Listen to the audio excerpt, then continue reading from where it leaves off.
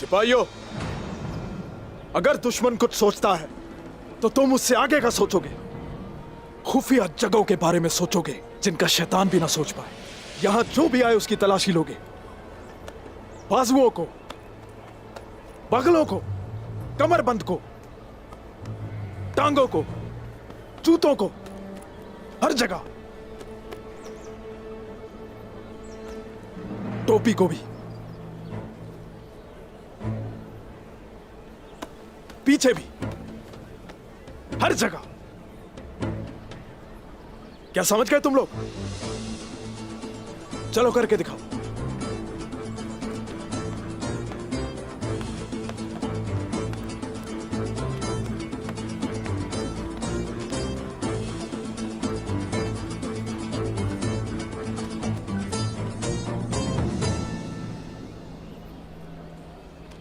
बिल्कुल ऐसे ही।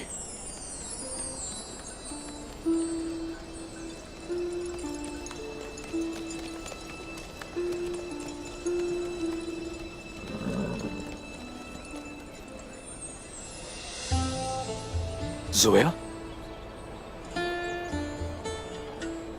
मुझे बताएं, अब क्या लाई है? मुझे पहले आपने कबीले में मदु किया और अब मलून खातून ने। मलून खातून? क्यों? ये तो मुझे भी नहीं मालूम।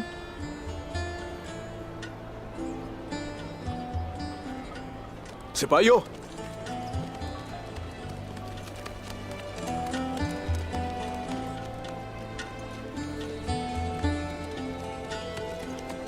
चलो फिर से शुरू करो।